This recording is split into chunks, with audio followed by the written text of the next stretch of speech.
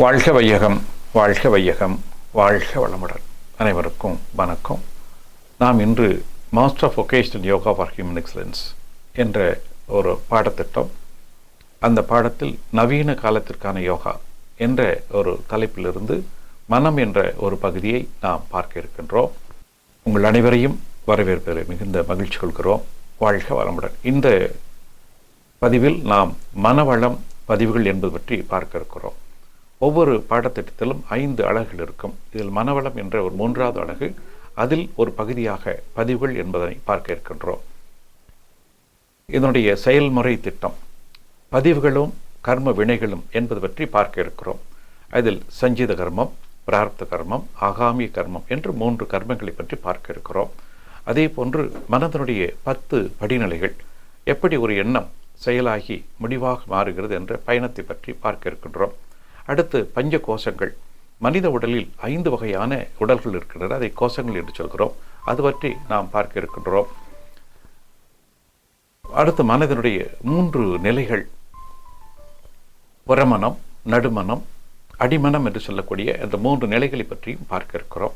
அடுத்ததாக உறக்கமும் உணர்தலும், உறக்கம், கனவு மற்றும் எதிர்காலத்தை அறியும் உள்ளுணர்வு என்பதை பற்றியும் நாம் இதில் பார்க்க இருக்கின்றோம். இப்பொழுது பாடம் ஒரு கண்ணோட்டம், லெசன் ஓவர்வியூ. இந்த அமர்வு மனித வாழ்வின் அடிப்படை இயக்கத்தை விளக்குகிறது. நாம் செய்யும் செயல்கள் எவ்வாறு பதிவுகளாக மாறுகின்றன, அந்த பதிவுகள் நம் மனதை எப்படி இயக்குகின்றன என்பதை பற்றி இந்த பாடம் விவரிக்கிறது. மேலும் மனித உடல் வெறும் பருவுடல் மட்டுமல்ல, அது 5 அடுக்குகளை கொண்டது என்பதையும், மனதின் ஆழமான நிலைகளில் உறக்கம் மற்றும் கனவுகளின் வழி எப்படி நுட்பமான தகவல்கள் பரிமாறப்படுகின்றன என்பதையும் இது விரிவாக ஆராய்கிறது. பாடத்திட்டத்தினுடைய நோக்கம், லெசன் அப்ஜெக்டிவ், கடந்த கால, நிகழ்கால மற்றும் எதிர்கால வினைகளுக்கு இடையிலான தொடர்பை அறிதல் இந்த பாடத்தினுடைய நோக்கம். அடுத்ததாக மனதில் ஒரு தேவை தோன்றுவது முதல் அது ஒரு முடிவாக நிலை பெறுவது வரையிலான 10 நிலைகளை அடையாளம் காணுதல். பஞ்ச கோஷங்கள் மற்றும் மனதனுடைய 3 நிலைகளை உணர்ந்து தன்னைத்தானே ஆழமாக புரிந்து கொள்ளுதல். உறக்கம் மற்றும் கனவுகளின் மூலம் அடிமனம் எவ்வாறு எதிர்கால நிகழ்வுகளை முன்கூட்டி உணர்த்துகிறது என்பதை புரிந்து கொள்ளுதல். இவையெல்லாம் இந்த பாடத்தினுடைய நோக்கமாகும். மன அலைச்சலும் பதிவுகளும்.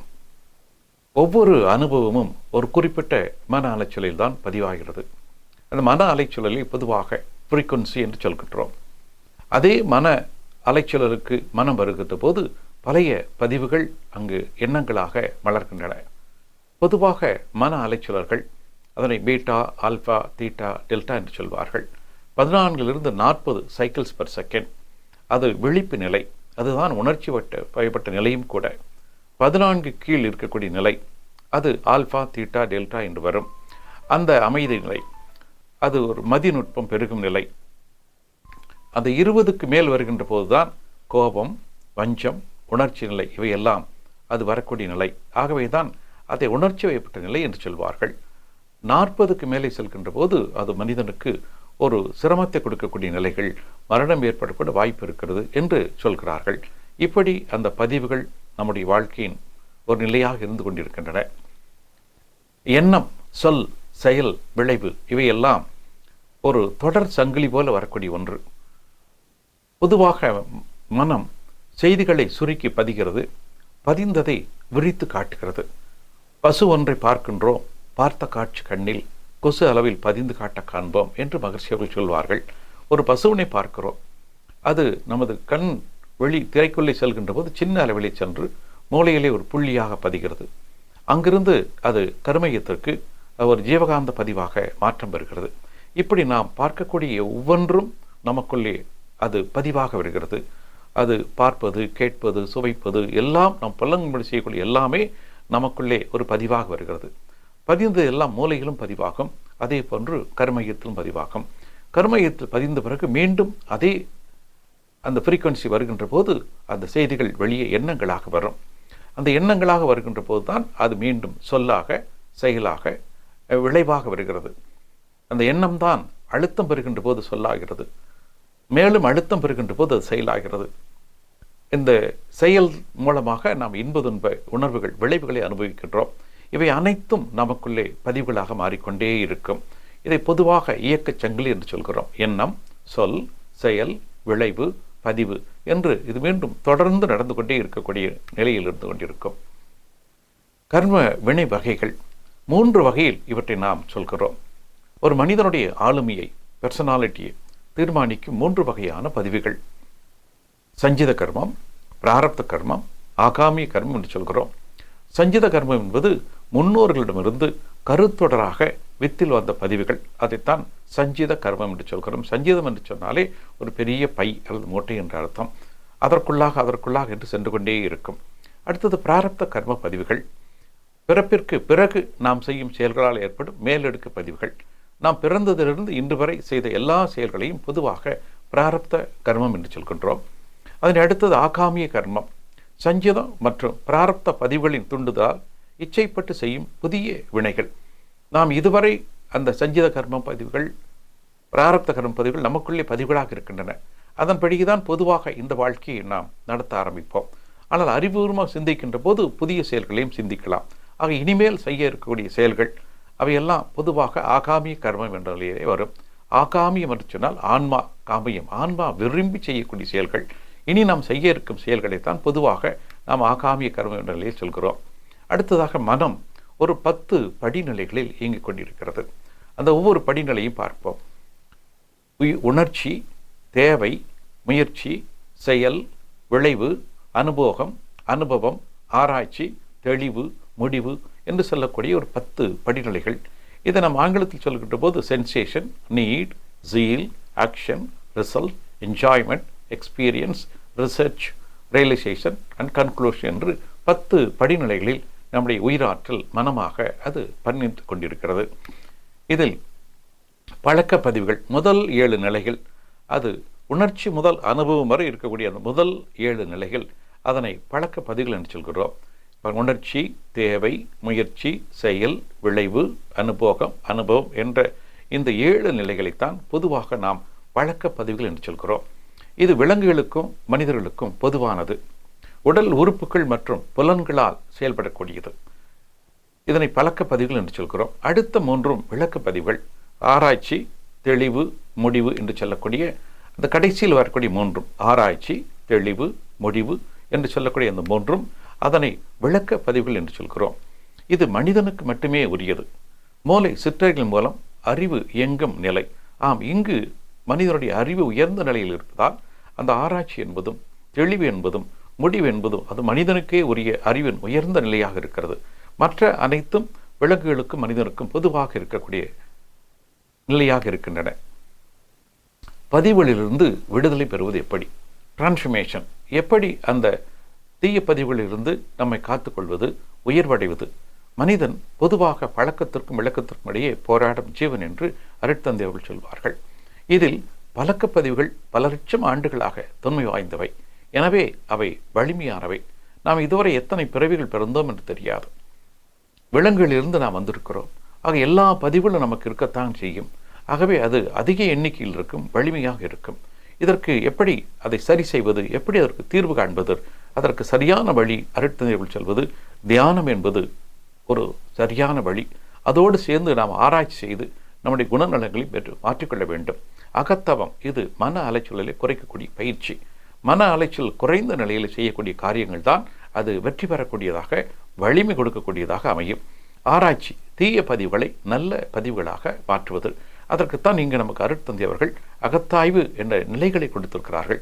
அதன் மூலமாக ஆராய்ச்சி செய்து எது தேவை, எது தேவையில்லை என்பதை உணர்ந்து கொண்டு தேவையானதை வைத்துக்கொண்டு தேவையில்லாதை விட்டுவிட வேண்டும் என்ற முயற்சி செய்கின்ற போது அங்கு தீய பதிவுகள் ஒன்றொன்றாக குறைய ஆரம்பிக்கும். இறை உணர்வு அறநெறி தற்சோதனை மற்றும் முறையான பயிற்சியின் மூலம் விளக்கத்தின் வழியே வாழ்வை அமைத்துக் கொள்ளுதான்.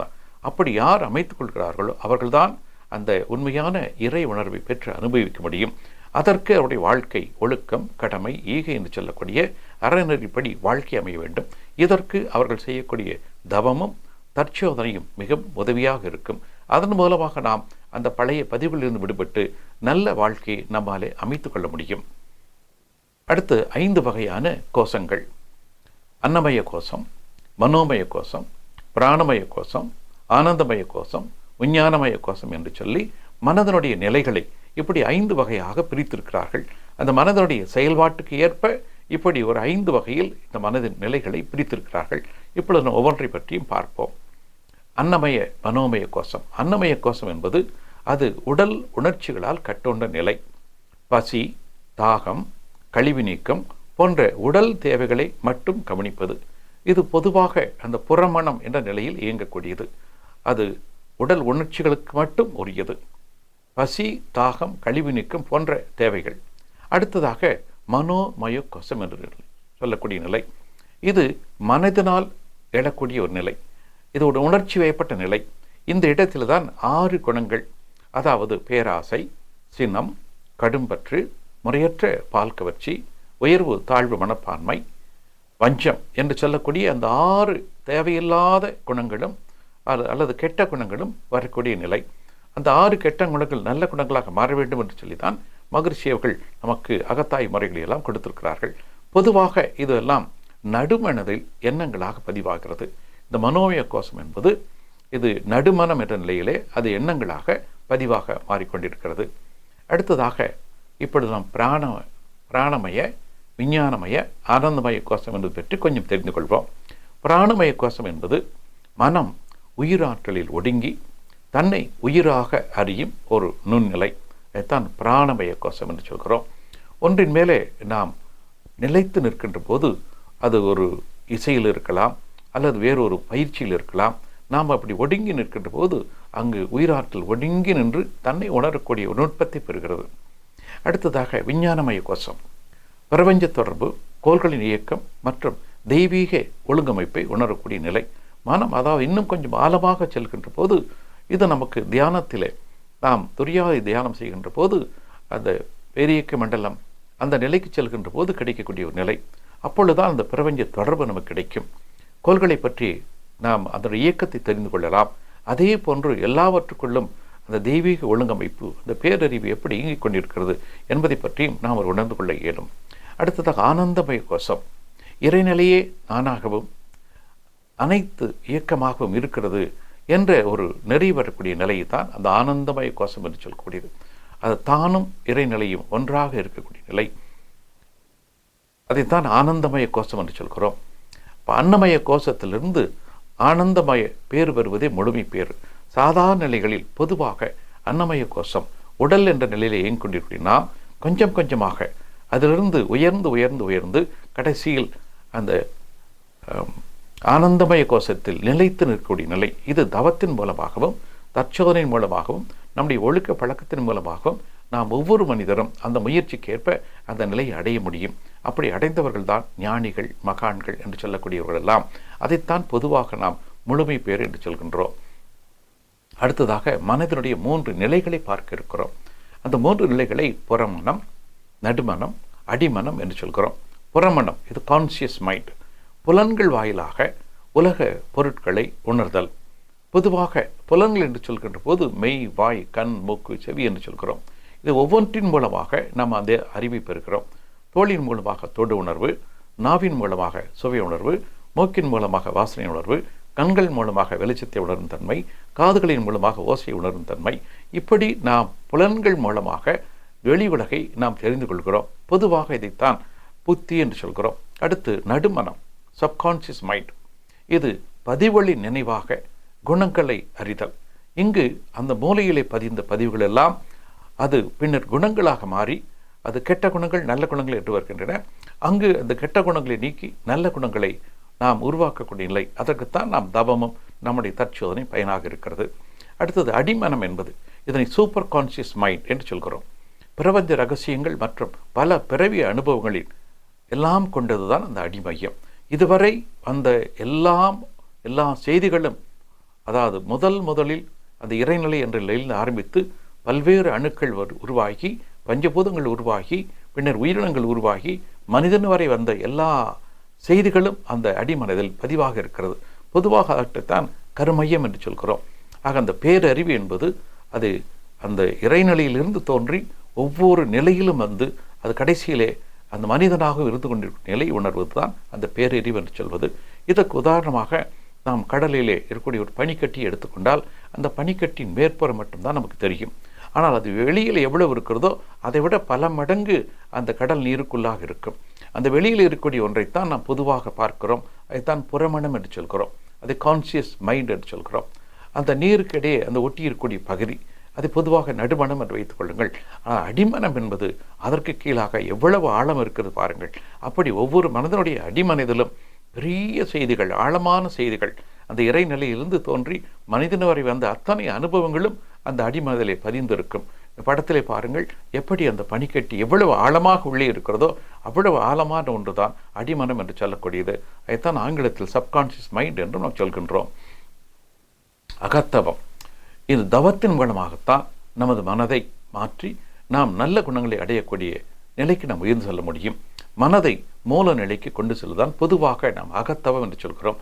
அந்த இறைநிலையோடு ஒன்றை விட்டு அதன் பெருமைகளையும் அதுவாக மாறக்கூடிய நிலையைத்தான் நாம் இங்கு அந்த அடிமனம் என்ற நிலையில சொல்கின்றோம். பயிற்சி முறை புறமனம், நடுமனம், அடிமனம். அந்த அடிமனம் என்பதுதான் அது தெய்வ நிலையாக உணரக்கூடிய நிலை. தவத்தின் மூலம் நடுமனிதன் எண்ணங்களை கட்டுப்படுத்தி ஓர்மை பெறுதல். நமக்கு அருட்தந்தை வேதாந்திரி மகிழ்ச்சி அவர்கள் பல வகையான தவமுறைகளை கொடுத்திருக்கிறார்கள். ஆகினை, சாந்தி, துரியம், துரியாதீதம், பஞ்சேந்திரியம், பஞ்சபூத நவகிர தவம், 9 மைய தவம், நித்தியானந்த தவம், இறைநிலை தவம் என்ற பல நிலைகளை கொடுத்திருக்கிறார்கள். இந்த எல்லா தவங்களும் நமது மன ஓர்மைக்காக இருக்கக்கூடிய நிலை. இப்படி அந்த மன ஓர்மை கொண்டு வந்து பொதுவாக துரியத்திலிருந்து நாம் ஆராய்ச்சி செய்கின்ற போது நாம் நம்முடைய எண்ணங்களை ஆராய்ச்சி செய்து அவற்றையெல்லாம் நல்ல எண்ணங்களாக மாற்றிக்கொள்ளலாம். எல்லா வகையான அகத்தாய் பயிற்சிகளையும் அந்த துரியம் அந்த மூளையின் செல்கள் பதிவுகளோடு ஒன்றி நின்று நாம் அந்த வேண்டாத குணங்களை நல்ல குணங்களாக மாற்றி கடைசியில் அந்த இறைநிலை உணர்வு பெறக்கூடிய வகையில் நம்மை நாமே மாற்றிக்கொள்ளலாம். அகத்தவம் இந்த மனமாற்ற பயிற்சி தான் நம்மை உயர்த்தி உயர்த்தி அந்த தெய்வ நிலையை உணரச் செய்வதற்கு ஒரு முறையான நிலையாக அமைகிறது. மனதனுடைய 4 அனுபவங்கள் பொதுவாக இன்பம், துன்பம், அமைதி, பேரின்பம். இதுதான் மனதனுடைய 4 நிலைகள் என்று சொல்கிறோம். இன்பம் என்பது அந்த ஜீவகாந்த தன்மாற்றம், புலன்கள் தாங்கக்கூடிய அளவில் இதமாக இருப்பது. நமக்குள்ளே ஜீவகாந்த ஆற்றல் தான் நம்முடைய எல்லா உணர்வுகளாக மாறிக்கொண்டிருக்கிறது. அந்த ஜீவகாந்த ஆற்றல் தான் நமக்கு எண்ணங்களாக மாறிக்கொண்டிருக்கிறது.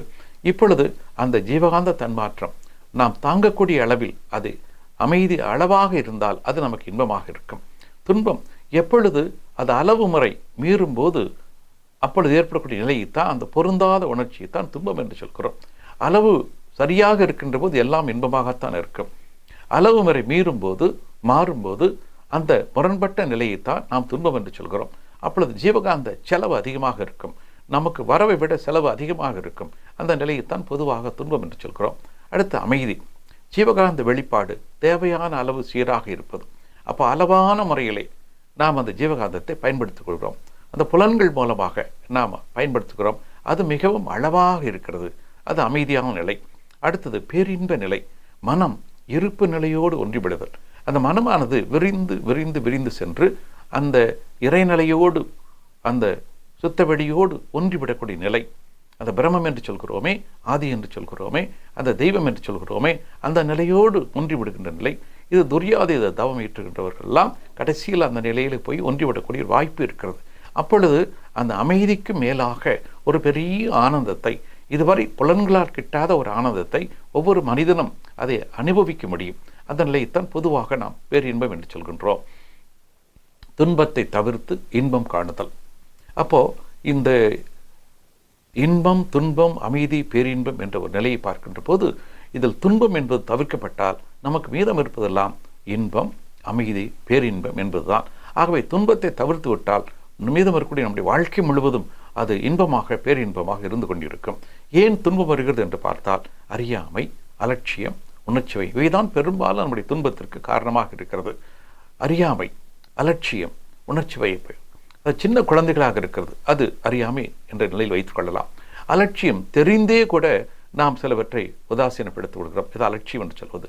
உணர்ச்சி வயம், கோபம், கவலை, பொறாமை, வஞ்சம் இவை வருகின்ற போது அங்கு அறிவு குறைபடுகிறது. அந்த குறைந்த அறிவில் செய்யக்கூடியதெல்லாம் பெரும்பாலும் துன்பமாக இருக்கிறது. ஆகவே துன்பத்திற்கு காரணம் என்று சொன்னால் இந்த 3 தான்: அறியாமை, அலட்சியம், உணர்ச்சி வயப்படம். அடுத்தது நாம் இவற்றையெல்லாம் வெல்ல வேண்டும். எப்படி வெல்ல வேண்டும்? நம்முடைய அனுபவத்தை வைத்துக்கொண்டு, நம்முடைய அறிவை வைத்துக்கொண்டு நாம் இவற்றை வெல்ல வேண்டும். அதற்குத்தான் நம்முடைய ஞானிகள் அதை திரிகால ஞானம், முக்கால ஞானம் என்று சொல்வார்கள்.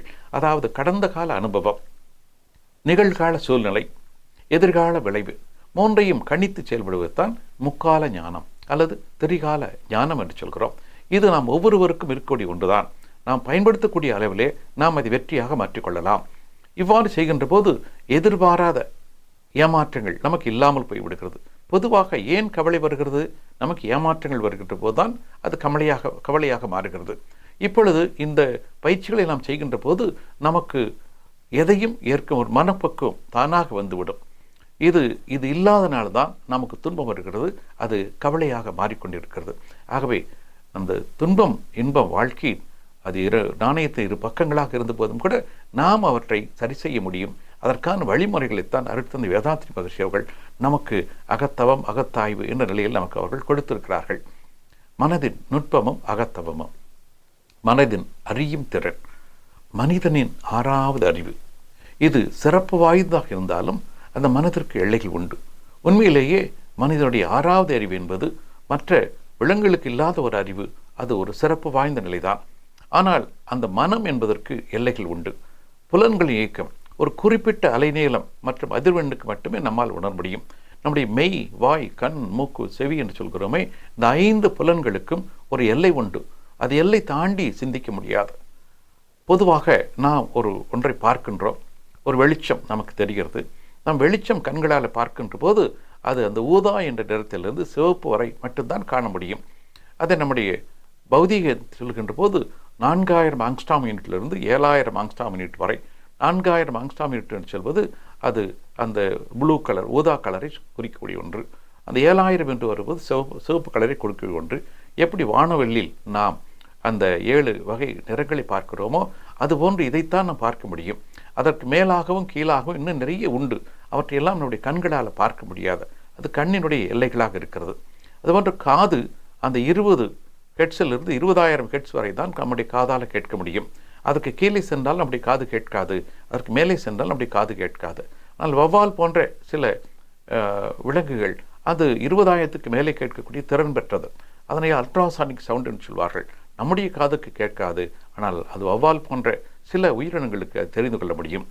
அப்போ இதற்கு கீழே அல்லது மேலே உள்ளவற்றை பொதுவாக அல்ட்ராவயலட், இன்ஃப்ராரெட், அல்ட்ராசானிக் சவுண்ட் இவற்றை நம்முடைய புலன்களால் உணர முடியாது. ஆனால் சில விலங்குகள், சில உயிரினங்கள் அதை உணர்ந்து அதற்கேற்ப தன்னுடைய வாழ்க்கையை அமைத்துக் கொள்கிறது. ஆனால் மனிதனுடைய அந்த அறிவு நிலை, புலன்கள் இந்த எல்லைக்கு உட்பட்டது. இவை இந்த எல்லைக்கு உட்பட்டு தான் செயல்பட ஆரம்பிக்கும். கணித்தல். அடுத்து இந்த பிரபஞ்சத்தினுடைய 4 அளவீடுகள். மனம் எப்பொருளையும் பின்வரும் 4 காரணிகளை கொண்டே கணிக்கிறது. அதாவது பருமன், வேகம், காலம், தூரம் என்ற ஒரு 4 நிலைகள். பருமன் வால்யூம், ஒரு பொருள் பிடித்துள்ள இடம். எந்த ஒரு பொருளை எடுத்துக்கொண்டாலும் அது ஒரு இடத்தை அடைத்துக் கொள்கிறது. அதைத்தான் பொதுவாக பருமம் என்று சொல்கிறோம். வேகம், ஃபோர்ஸ், ஸ்பீட், அந்த பொருள் எப்படி இயங்கிக் கொண்டிருக்கிறது, எவ்வளவு வேகமாக நகர்ந்து கொண்டிருக்கிறது என்பதை குறிக்கக்கூடிய ஒன்றுதான் அதை வேகம் என்று சொல்கிறோம்.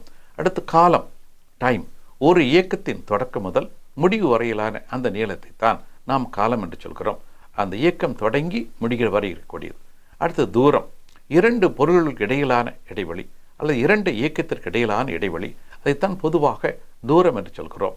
இப்படி பருமன், வேகம், காலம், தூரம் என்ற 4 நிலைகள் வைத்து கொண்டுதான் நாம் கணிக்கிறோம். இப்படித்தான் நமக்கு எண்ணங்கள் வருகிறது. இந்த 4 நிலைகளை வைத்து கொண்டுதான் எண்ணுகிறோம், கணிக்கிறோம், ஆராய்கிறோம். ஆகவே தான் அந்த எண்ணுவதை நாம் எண்ணம் என்று சொல்கின்றோம். அடுத்து சுத்தவெளி, அப்சல்யூட் ஸ்பேஸ். இந்த 4க்கும் அப்பாற்பட்டதான் சுத்தவெளி. எனவே சாதாரண மனதால் இறைநிலையை உணர முடியாது. அந்த சுத்த வெளியில் இந்த பருமன், வேகம், காலம், தூரம் என்ற 4ம் அங்கே எடுபடாமல் சென்றுவிடும். ஏன்னா சுத்தவெளி அது எல்லையில்லாதது, அது பேராற்றல் படைத்தது. அங்கு ஒரு நுண்மையான அதிர்வு நடந்து கொண்டிருக்கிறது. அது தூரம் என்ற நிலைகள் அங்கே இல்லை. ஆகவே அந்த 4க்கும் அப்பாற்பட்ட ஒன்றுதான் சுத்த வெளியாக இருப்பதால் நம்முடைய மனதாலே அந்த சுத்த வெளியை நம்மால் உணர முடிவதில்லை. அறிவு மற்றும் மனம். அறிவு இயற்கையினால் நடைபெறும் நுண்ணாற்றல் தன்மைகள் மற்றும் பதிவுகள். இதுவரை பதிந்த பதிவுகள் அது நமக்கு அந்த இயக்கத்திலே அறிவாக இருந்து கொண்டிருக்கிறது. இந்த சஞ்சித கர்மம், பிராரப்த கர்மம், ஆகாமி கர்மம் என்ற நிலையில் பதிந்த பதிவுகள் எல்லாம் நமக்குள்ளே இருந்து கொண்டிருக்கின்றன. அவைகளெல்லாம் நம்முடைய அந்த எண்ணத்திற்கு ஏற்ப மீண்டும் எண்ணங்களாக வந்து நமக்குள்ளே செயல்பட்டு கொண்டிருக்கிறது. அந்த இயற்கையினால் நடைபெறும் நுண்ணாற்றல் தன்மைகள் மற்றும் எல்லா பதிவுகளும் பொதுவாக அறிவு என்று சொல்கிறோம். மனம், அறிவின் அலை இயக்கத்தினால் ஏற்படும் அனைத்து செயல்பாடுகளும். மனம் என்பது நம்முடைய புலன்கள் மூலமாக பதிந்த பதிவுகள். அது உணர்வுகளாக வெளிப்படுவதும் அது மூளை மூலமாக எண்ணமாக வெளிப்படுவதையும் பொதுவாக நாம் மனம் என்று சொல்கிறோம். அறிவின் அலை இயக்கத்தினால் ஏற்படும் அனைத்து செயல்பாடுகளையும் பொதுவாக மனம் என்று சொல்கிறோம். தத்துவம், ஞானிகள் அறிவை இறைநிலை என்றும் மனதை ஜீவன் என்றும் சொல்கிறார்கள். ஆம், அந்த பேரறிவு, அந்த முற்றறிவு, அந்த தெய்வம், பிரம்மம் என்று சொல்கிறோமே, அந்த பேரறிவை இறைநிலை என்று ஞானிகள் சொல்கிறார்கள். அதே போன்று இந்த மனிதனுக்குள்ளே அமைந்திருக்கூடிய இந்த மனதை ஜீவன் என்று சொல்கிறார்கள். அடுத்து இயக்கம், எண்ணங்களும் செயல்களும் கர்மயத்தில் பதிவாகி மீண்டும் பிரதிபலிக்கின்றன. நாம் என்னவெல்லாம் எண்ணினோமோ, என்னவெல்லாம் சொன்னோமோ, என்னவெல்லாம் செய்தோமோ எல்லாம் நம்முடைய கர்மயத்தில் பதிவாகிறது. பதிவதெல்லாம் மீண்டும் அது பிரதிபலிக்க ஆரம்பிக்கும். அவ்வாறு பிரதிபலிப்பதை நம் எண்ணங்கள் என்று சொல்கிறோம். மீண்டும் அவையெல்லாம் நமக்குள்ளே நம்ம பதிந்து கொண்டுதான் இருக்கின்றன. ஆக அந்த இறுக்கி சுருக்கி பதிவாக நிகழ்வதும் அது விரிந்து எண்ணங்களாக மலர்வதும் தொடர்ந்து நடந்து கொண்டிருக்கும். பொதுவாக இவற்றைத்தான் நம்ம இயக்கம் என்ற நிலையிலே குறிப்பிடுகின்றோம். அடுத்தது தூக்கம். இப்பொழுது தூக்கத்தை பற்றி சிந்திப்போம். எல்லோருக்கும் இது இயல்பாக இருக்கக்கூடிய நிலை இருந்தாலும் ஒரு விஞ்ஞான ரீதியாக அருட்தந்தை வழங்கக்கூடிய நிலை பார்ப்போம். தூக்கம் என்பது ஜீவகாந்த ஆற்றல் சேமிப்பு. ஆம், நாள் முழுவதும் எத்தனையோ வகையில் நாம் ஜீவகாந்த ஆற்றலை இழந்து கொண்டிருக்கிறோம். அதனை சேமிப்பதற்கு இறைவன் கொடுத்த ஒரு வாய்ப்பு தான் இந்த தூக்கம் என்று சொல்லக்கூடிய ஒன்று. ஜீவகாந்த ஆற்றல் உடல் இயக்கம் மற்றும் மன இயக்கத்திற்கு தேவைப்படும் எரிபொருள். இந்த ஜீவகாந்த ஆற்றல் தான் நம்முடைய உடம்புக்குள்ளே எல்லாம் முறையாக இயங்குவதற்கும், இந்த புலன்களும் இந்த ஞானேந்திரியம் கர்மேந்திரியம் செயல்படுவதற்கும், அதனையும் தாண்டி உடலுக்குள்ளே இருக்கக்கூடிய உறுப்புகள் செயல்படுவதற்கும் நமக்கு தேவைப்படக்கூடியது ஜீவகாந்தம். அதே போன்று இந்த மனம் இயங்குவதற்கும் அது அறிவாக மாறுவதற்கும் தேவைப்படக்கூடியது அந்த ஜீவகாந்தம் தான். ஆகவே தான் அது ஜீவகாந்தம் நமக்குள்ளாக இருக்கக்கூடிய ஒரு எரிபொருள், நமக்குள்ளாக இருக்கக்கூடிய ஆற்றல் என்று குறிப்பிடுகிறோம். தூக்கம் ஏன் வருகிறது? பகல் முழுவதும் செலவான ஆற்றல் குறையும் போது சோர்வு, மன இயக்கம் தற்காலிகமாக ஏற்படுகிறது. ஆம், நமக்கு நாம் உணவின் மூலமாக பல நிலைகள் நமக்கு ஆற்றல் கிடைக்கிறது. அந்த ஆற்றலையெல்லாம் பயன்படுத்த பிறகு நமக்கு ஆற்றல் குறைவு என்பதுதான் அங்கே ஒரு சோர்வாக வருகிறது. அப்போது ஆற்றல் உடல் உறுப்புகளை பராமரிக்க மட்டும் பயன்படுகிறது. அப்படி ஒரு சோர்வு வருகின்ற போது எல்லா இயக்கம் நின்றுவிட முடியாது. அந்த சோர்வு வருகின்ற போது இதயம், நுரையீரல் இவையெல்லாம் நின்றுவிட முடியாது. அவையெல்லாம் வேலை செய்து கொண்டு தான் இருக்கும். ஆனால் மன இயக்கம் மட்டும் சோர்வு வருகின்ற போது தூக்கம் வர ஆரம்பிக்கும். அந்த மன இயக்கம் மட்டும் நின்றுவிடும். விழிப்பு, தூக்கத்தில் ஆற்றல் சேமிக்கப்பட்டு 100% அடையும் போது மனம் மீண்டும் விழித்துக் கொள்கிறது. நாம் தூங்குகிறோம். தூங்குகிற போது என்ன ஆகிறது? நமக்கு செலவு குறைகிறது. செலவு குறைந்த பிறகு நமக்கு வரவு, நமது உணவின் மூலமாக ஜீரணமாகி ஜீரணத்தில் கிடைக்கக்கூடிய ஒன்று, மூச்சு வாங்குகின்ற போது கிடைக்கக்கூடிய ஒன்று, வான்காந்தத்தில் கிடைக்கக்கூடிய ஒன்று, பூமியிலிருந்து வரக்கூடிய காந்தாலயம் கிடைக்கக்கூடிய ஒன்று, இவையெல்லாம் ஒன்று சேர்ந்து நமக்கு உடலுக்குள்ளே பெருகி கொண்டே இருக்கும். அது அந்த 100% அடைகின்ற போது நமது மனம் விழித்து கொண்டு மீண்டும் அந்த உரிய செயல்பாட்டுக்கு வர ஆரம்பிக்கிறது. கனவு, கனவு என்பது ட்ரீம். மகரிஷி அவர்கள் அதை ஜீவகாந்த கசிவு என்று சொல்கிறார்கள். கனவு என்பது என்ன? தூக்கத்தில் மன இயக்கம் முழுமையாக நிற்காமல் சிறிய அளவில் ஏற்படும் காந்த கசிவு. அப்போ நம்முடைய ஜீவகாந்தம் முழுமையாக நின்று விடாமல் அது கொஞ்சம் ஒரு கசிவாக இருக்கக்கூடிய நிலையைத்தான் பொதுவாக நாம் கனவு என்று சொல்கிறோம். விழிப்பில் எண்ணமாக தெரிவது தூக்கத்தில் காட்சிகளாக இருக்கிறது. நாம் விழித்த நிலையில் காலையிலிருந்து மாலை வரை அப்பொழுது வரக்கூடியதெல்லாம் பொதுவாக எண்ணங்கள் என்று சொல்கிறோம். அதே எண்ணங்கள் அது இரவு நேரத்தில் நாம் தூங்குகின்ற போது வருகின்ற போது அது பொதுவாக கனவு என்ற நிலையில் உணரப்படுகிறது. இதனுடைய காரணங்கள் சூழ்நிலை, உணவின் தரம் மற்றும் மனப்பதிவுகள் இவையெல்லாம் கனவுகளாக மாறுகின்றன. நாம் எப்படிப்பட்ட கனவுகள் வருகிறது என்று பார்த்தால், நாம் அன்றைய சூழ்நிலைகள் எப்படி வாழ்ந்தோம், அன்று நாம் என்னென்ன உணவு எடுத்துக்கொண்டோம், அன்று எண்ணங்கள், எத்தனை வகையான எண்ணங்கள், எத்தனை வகையான செயல்பாடுகள், எத்தனை மனிதர்களை, எத்தனை செய்திகளை நாம் பார்த்திருக்கிறோம் என்று இவையெல்லாம் ஒன்று சேர்ந்துதான் அன்று இரவு தூங்குகின்ற போது நமக்கு கனவுகளாக வருகிறது. பகல் கனவு விழிப்பில் இருக்கும்போது, செயலற்று இருக்கும்போது பதிவில் எண்ணங்களாக எழுவதுண்டு.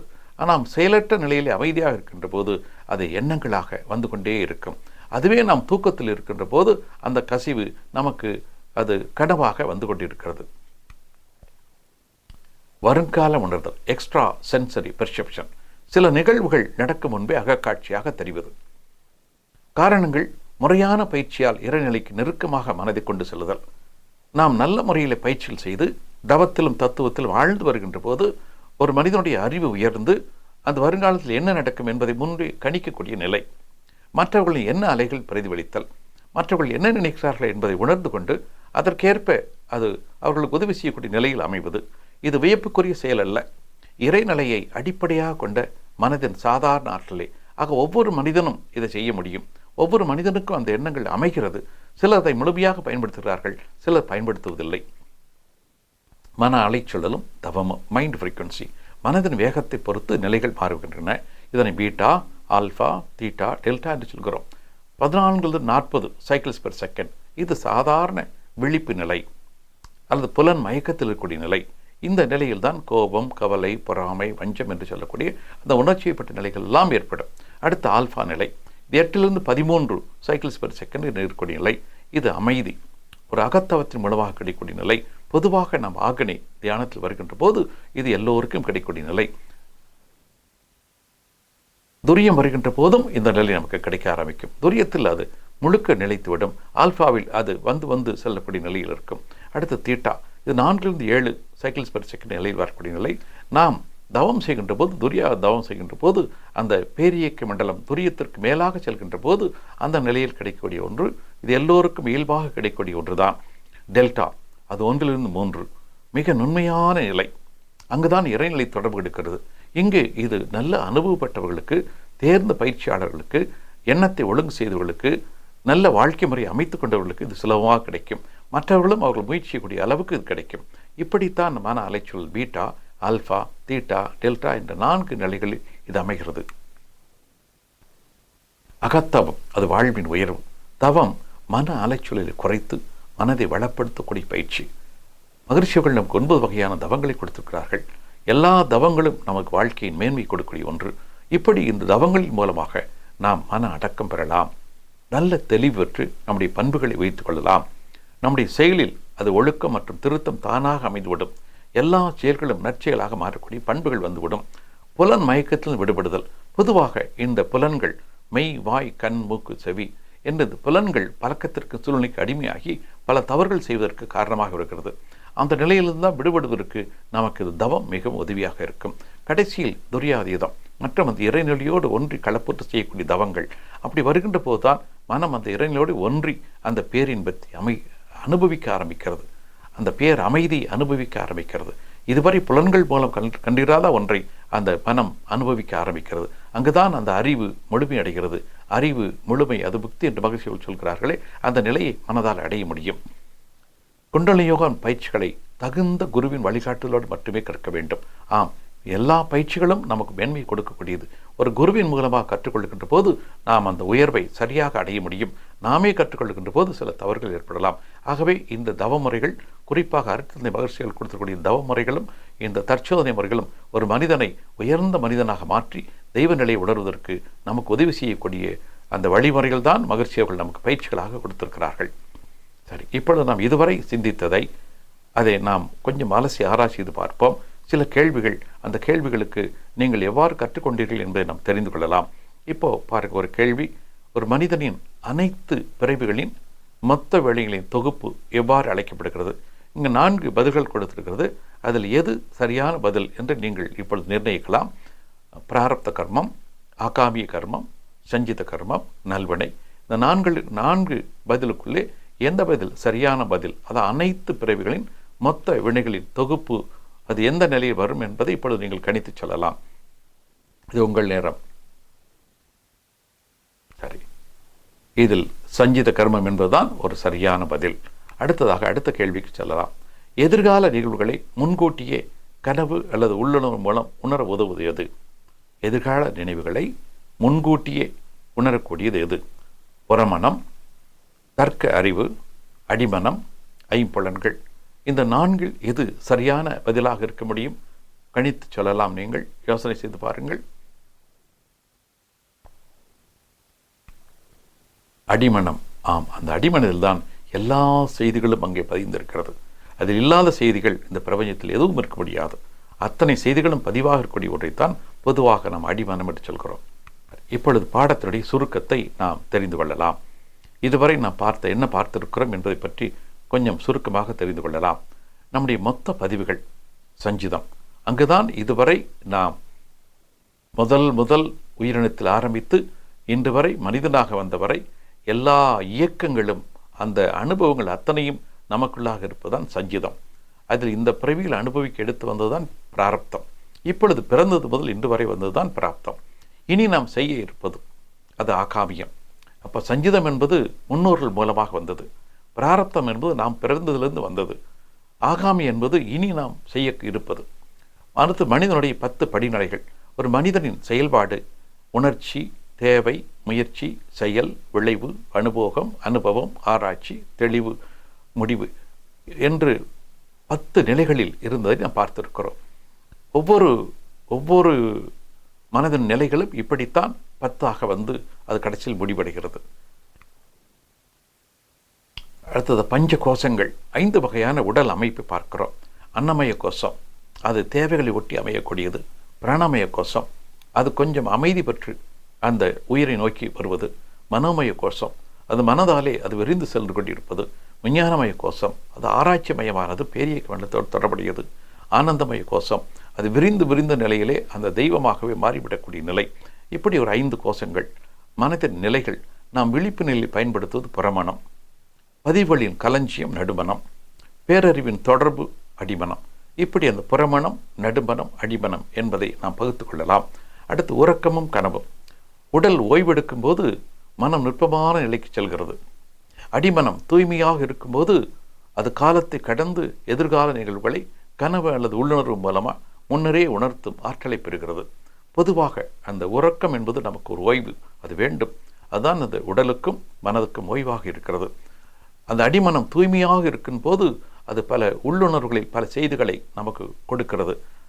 எதிர்காலத்தை உணரக்கூடிய ஒரு வாய்ப்பையும் பெறுகிறது. ஆக உறக்கம் என்பது ஒவ்வொரு மனிதனுக்கும் அவசியமான ஒன்று. அந்த ஓய்வு என்பது அவசியமான ஒன்று.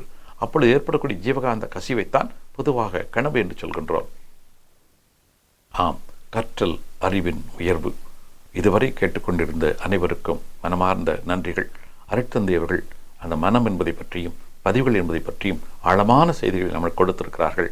நாம் அறிந்து அதன் விளைவுகளை பகிர்ந்து கொள்வோம், பரவசமடைவோம், ஆனந்தமடைவோம். கேட்டுக்கொண்டிருந்த அனைவருக்கும் நன்றி, வணக்கம். வாழ்க வளமுடன், வாழ்க வளமுடன், வாழ்க வளமுடன்.